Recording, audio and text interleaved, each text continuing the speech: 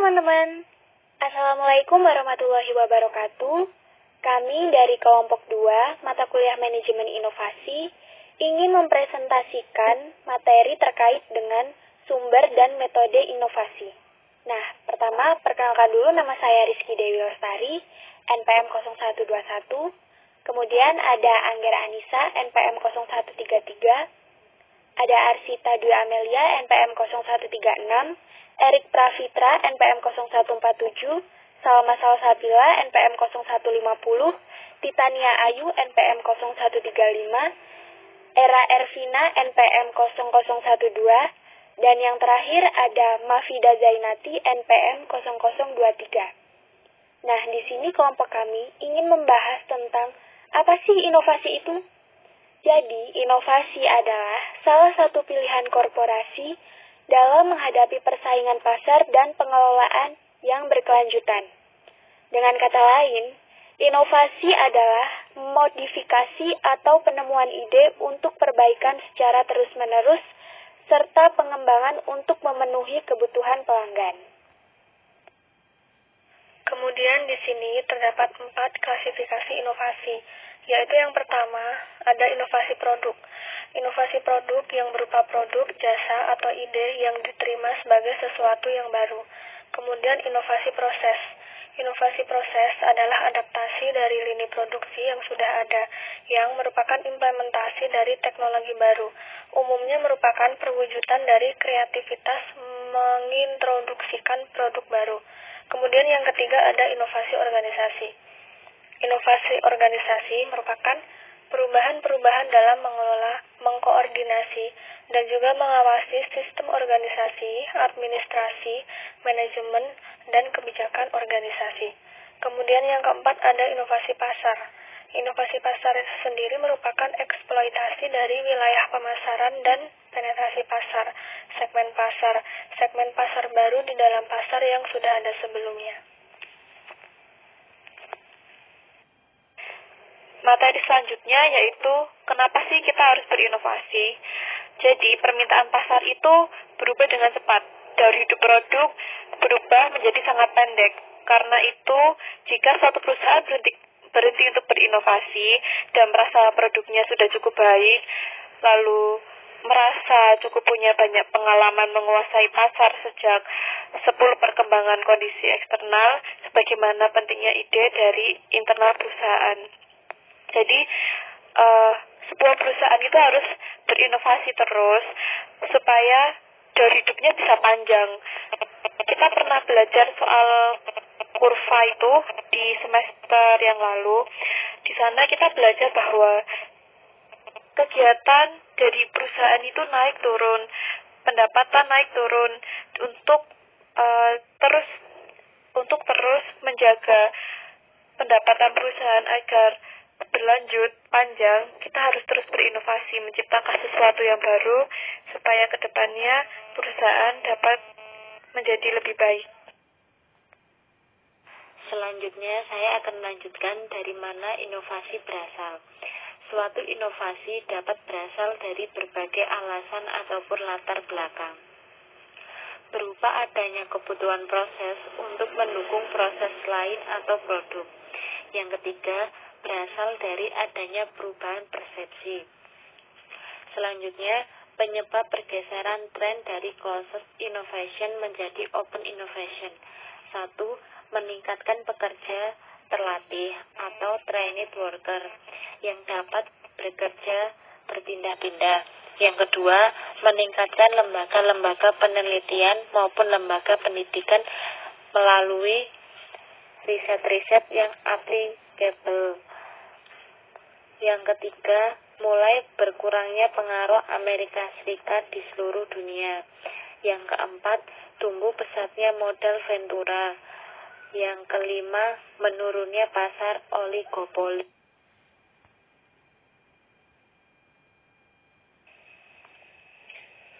Baik, saya akan melanjutkan materi yang berikutnya, yaitu mengenai konsep predator gate. Konsep ini merupakan ketergantungan dan evolusi dari tiap stakeholder dalam siklus timbal balik inovasi, di mana perubahan pada inovasi A merupakan tempat untuk seleksi seleksi alami dari perubahan inovasi B dengan mempertimbangkan predator atau pihak makanan dan prey atau pihak yang dimangsa, di mana dalam inovasi yang dikatakan sebagai predator adalah penemuan hal-hal baru yang dimiliki inovator pemenang, sedangkan pihak yang dimangsa adalah teknologi ataupun sistem dari lawan yang absolut dan asing.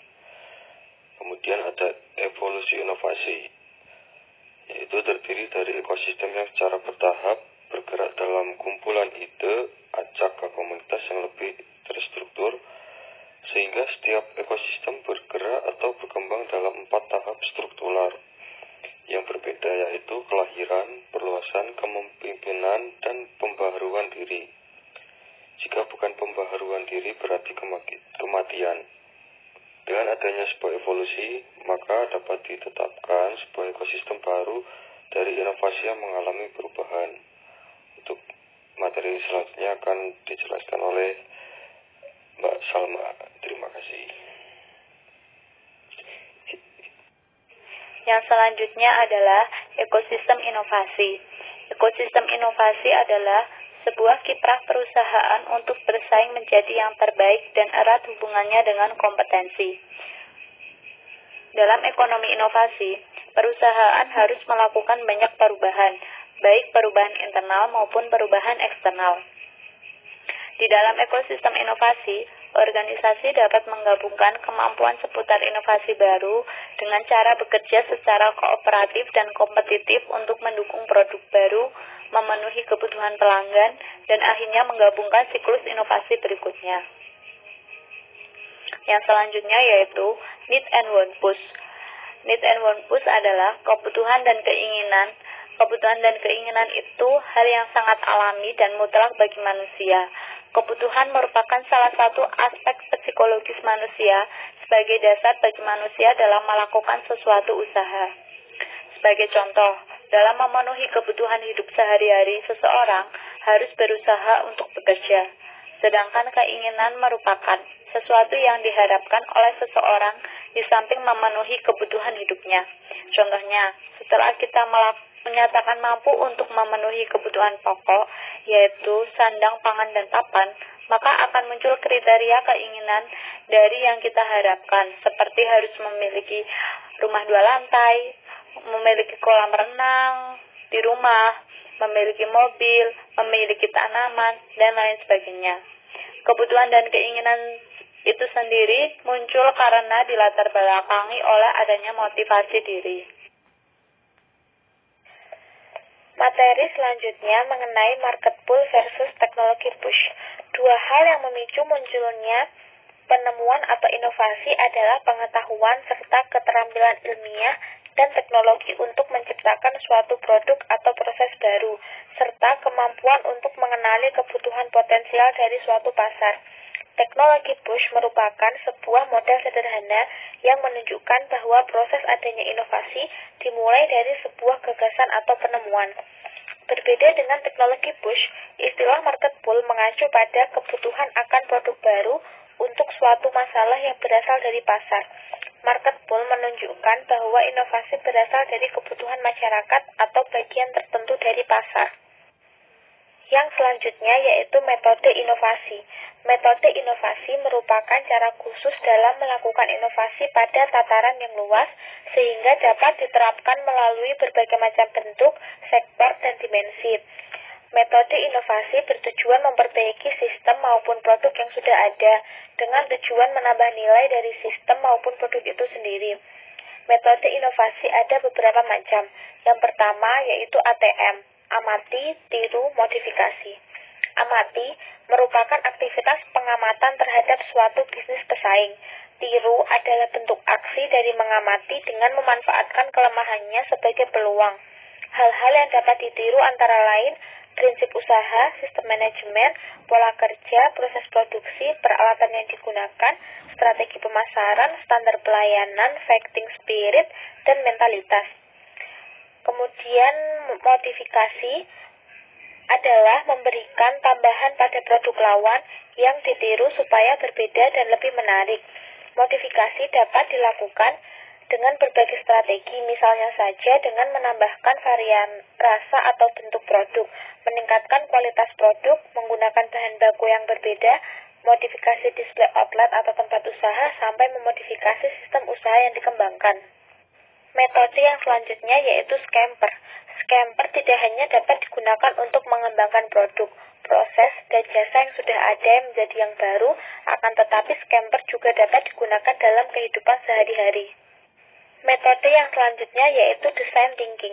Design thinking sangat berguna dalam kaitannya dengan teknologi, sama halnya dengan servis produk.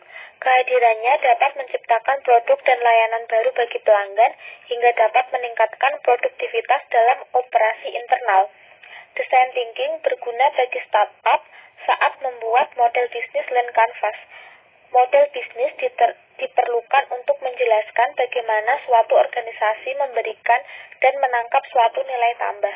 Design thinking juga berfungsi membantu kita menganalisis masalah dan mencari solusinya. Metode yang terakhir yaitu quality function deployment, merupakan suatu metode untuk mentransformasikan permintaan dari user hingga menjadi sebuah desain quality untuk menyebarkan function forming quality dan menyebarkan metode-metode untuk mencapai desain quality ke dalam sistem, bagian komponen, dan elemen-elemen spesifik dalam proses manufaktur. Metode ini didesain untuk membantu para perencana agar dapat fokus pada karakteristik dari produk maupun layanan yang ada dari sudut pandang segmentasi pasar, perusahaan, dan kebutuhan pengembangan teknologi. Perkenalkan, nama saya Mafida Zainati, NPM 1801010023. Di sini saya akan menjelaskan tentang state of the art ICT innovation. Apa itu Internet of Things? Internet of Things itu dimunculkan oleh Kevin Aston pada tahun 1999. Contoh dari perusahaan IoT itu adalah Intel, Microsoft, Oracle, dan lain-lain. IoT itu merupakan pergeseran paradigma baru di bidang teknologi informasi yang mana terdiri dari kecerdasan buatan, robotik, sensor, dan kontrol software. IoT ini mampu membuat segala pekerjaan menjadi lebih mudah karena mampu menghubungkan internet kapanpun dan dimanapun. Jadi, IoT itu merupakan sistem yang menghubungkan internet dengan benda fisik melalui jaringan kabel dan nirkabel yang menghubungkan dengan internet.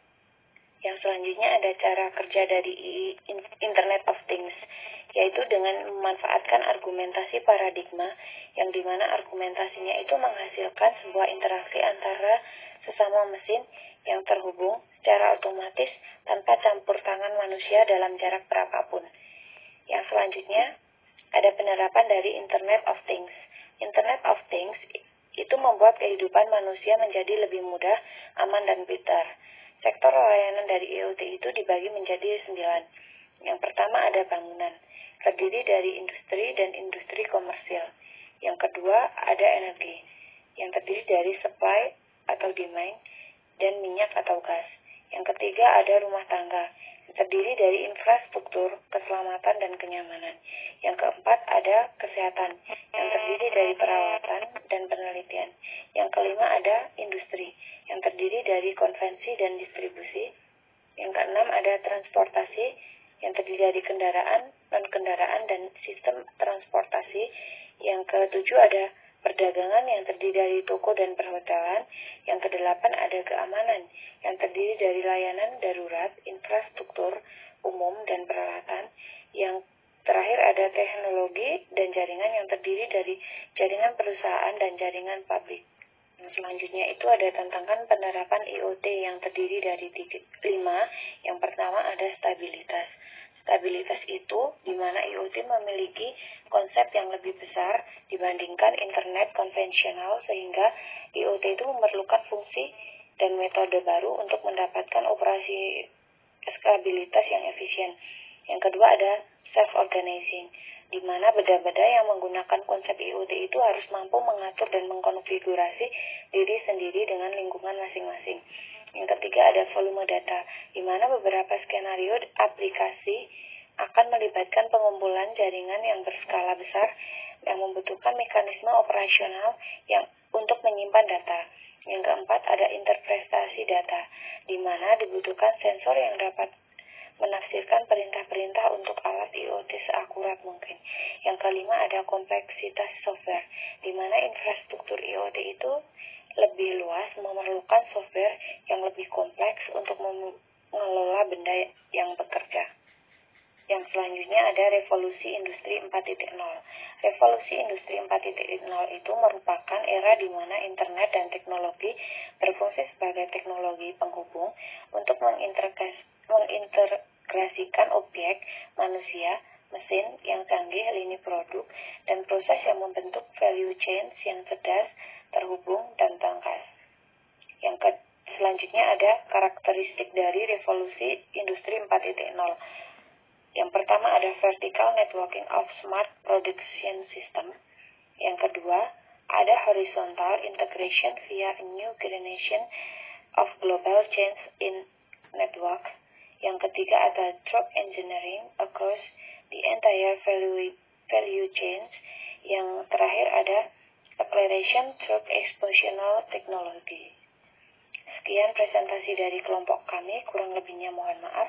Wassalamualaikum warahmatullahi wabarakatuh.